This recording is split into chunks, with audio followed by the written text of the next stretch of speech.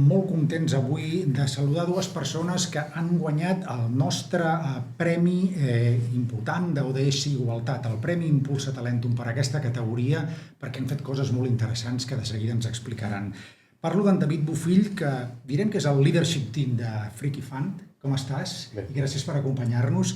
I el Lugo Martínez, que és el mànager de Microcode. Sí. Benvingut també i gràcies per acompanyar-nos. Gràcies. Vosaltres esteu fent coses interessants, em diuen, amb mentoria d'estudiants STEM i amb més coses.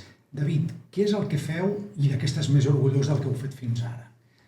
Doncs, clar, Freaky Fund és l'associació a la qual represento avui.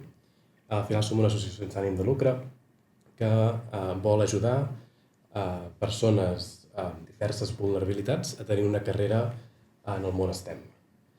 Llavors, un dia ens vam plantejar què podíem fer més enllà de donar suport monetari a diferents ONGs que estan fent la feina en el dia a dia. I una de les coses que va sortir va ser l'oportunitat de fer mentoring. Al final, Freaky Fund és... La majoria dels socis formem part del món STEM. Llavors, més enllà de la donació econòmica que podem fer, tenim tot aquest, coneixement del món tech que volem, posar a disposició d'aquests joves per donar-los aquest suport que potser no hem pogut tenir d'una altra manera. Com se us acut la idea? D'on és l'origen, la gènesi de tot plegat? Bueno, comença quan Freaky Fund estava en procés de creixement, 2021-2022, i ens vam plantejar justament això, no? Tinguent aquesta xarxa de perfils del món tech, molts d'ells molt potent, què més podíem fer, no? A part de donar aquest ajut monetari i fer una mica de brainstorming entre tot l'equip core, diguéssim, de l'associació, va sortir aquesta idea. Al final el talent, diguéssim, el coneixement el tenim de forma natural perquè tots nosaltres treballem en aquest món tech, d'alguna manera o una altra, més sigui perfils més de data science, perfils més de software engineering o molt diversos i d'intel·ligència artificial. I va sortir de forma natural, doncs escolta, tenim aquest talent, tenim aquest coneixement de les empreses tant de Barcelona, tenim molta presència a Barcelona i també presència a Silicon Valley, llavors cobrim un ventall molt ampli d'empreses del sector, llavors surt d'una manera natural, diguéssim. Escolta, tenim aquest coneixement, anem a posar-lo en disposició d'aquests mentees que necessiten aquest acompanyament. Fantàstic, és talent en estat pur, això que és el que aquí fem, intentem fer aflorar com el de Lugo Martínez, aquest mànager de Microcode, que en el vostre cas, la idea original, tot el que heu anat fent, quanta gent heu involucrat, heu estat molts els que heu empantat perquè això tiri endavant des del principi? En nuestro caso, nosotros somos como el otro lado en Microcode del trabajo que hacen en Freaky Fund. Por nuestra parte, si Freaky Fund tiene esa iniciativa de ayudar a la gente joven a mejorarlas en su carrera tecnológica, ayudando a otras ONGs, nosotros somos esa otra ONG que se ha beneficiado de esa ayuda. Por nuestra parte, sin embargo, sí que tenemos un foco que también incluye a los jóvenes, pero nuestro foco más real son las personas migrantes, refugiadas o solicitantes de asilo. Y también nuestra idea es ayudarlas a que encuentren trabajo y mejoren su situación económica. Y aquí es donde creo que sí que entró esa colaboración entre Freaky Fund y Microcode para poder impulsar esa inserción laboral de los perfiles a los que queremos ayudar. I ja fa temps que esteu junts, que treballeu junts? ¿Que van ya tres años? Sí. ¿O quizá un poco más? Yo creo que 3 o más, ¿no? Quizá 4 años. El primer año, al principio era una relación más como con la que a lo mejor tenían con las otras organizaciones donde nos hacían estas aportaciones económicas para permitirnos hacer nuestro trabajo, pero luego rápidamente nos empezamos a llevar muy bien, más a nivel personal, y ahí fue donde sí que empezamos a trabajar y crear la idea de Job Buddies, del programa de mentorías.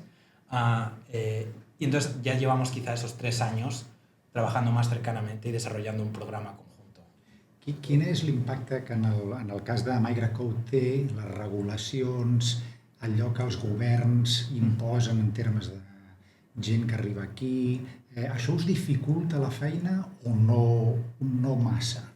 Sí que lo dificulta. El tema de ayudar a la regularización de las personas aquí en Cataluña es complejo, es un proceso largo y bastante difícil. Pero aún así, nosotros en nuestro caso al menos no diferenciamos y siempre hacemos que todas nuestras actividades y nuestros nuestro trabajo se centre en cualquier persona, ya esté en una situación regular o todavía en el proceso de regularizarla. Teniu altres projectes al cap per treballar junts o voleu perseverar en aquest que ja està en marxa?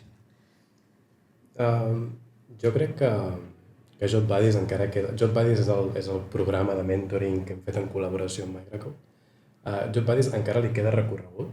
És a dir, ara mateix intentem ajudar la gran majoria de gent que acaba els estudis en els seus bootcamps. Al final Microcode doncs, forma aquestes persones migrades en el seu cas. Intentem donar suport als 2 cursos que ara mateix teniu. Sí, que són de desarrollo web i otro de Amazon Web Services. Sí.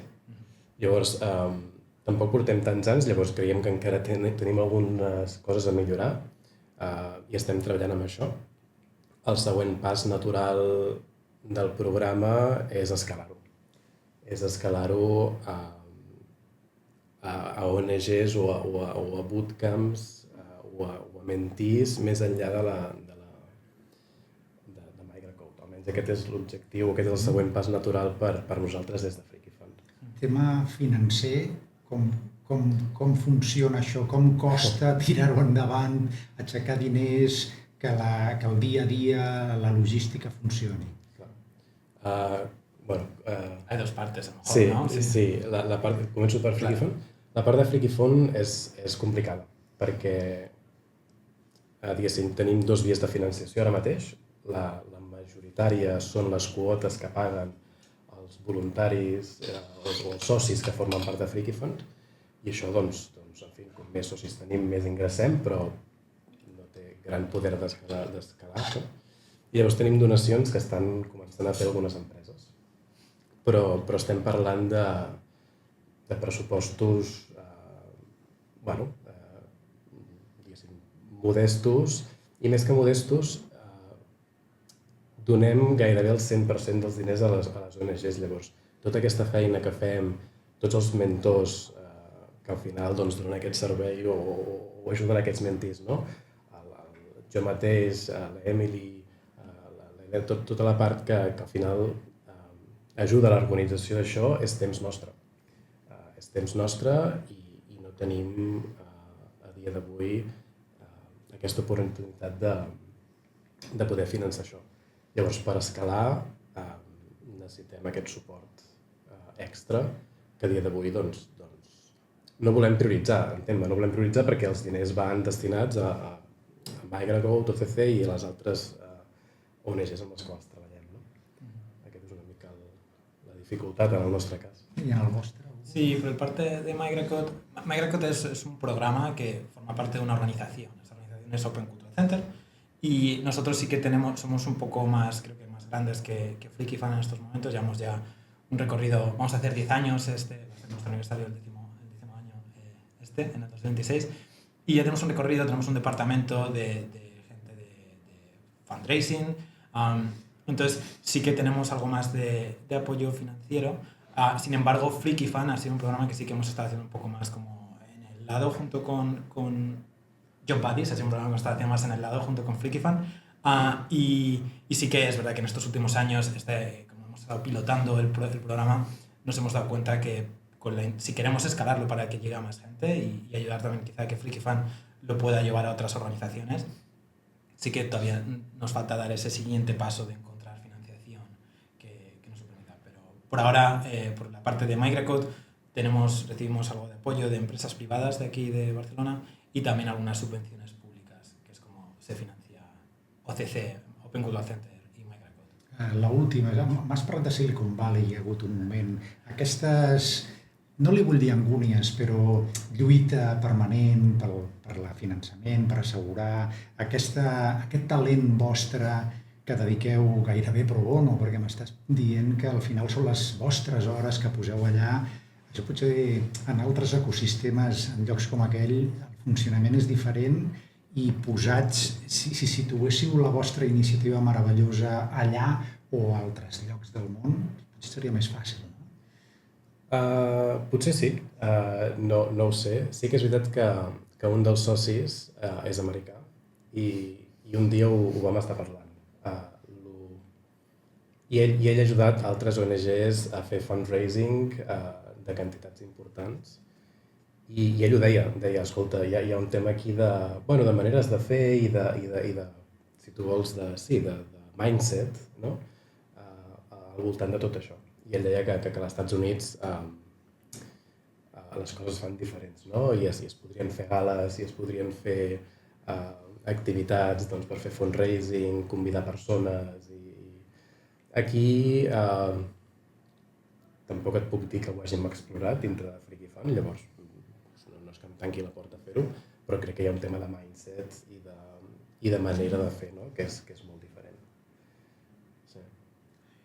Doncs amb el David Bofill, que és el leadership team de Freaky Fun, hem quedat que potser seria una bona manera de conversar i del rol que tens amb això que estàs fent, i l'Hugo Martínez, el mànager de Migracode, i que són els guanyadors, els que reben aquest Premi Impulsa Talentum ODS Igualtat per la seva feina en mentoria, estudiants STEM i tota aquesta magnífica demostració que el talent que tenim a casa, que a vegades costa de finançar, costa de fer, però que tira endavant perquè hi ha molta qualitat dintre del nostre país i una capacitat enorme de fer que la vida de moltes persones, en aquest cas les que estan i que aporten aquesta aventura a l'Hugo, doncs siguin millors. Gràcies per estar aquí amb nosaltres avui i l'enhorabona pel premi. Gràcies.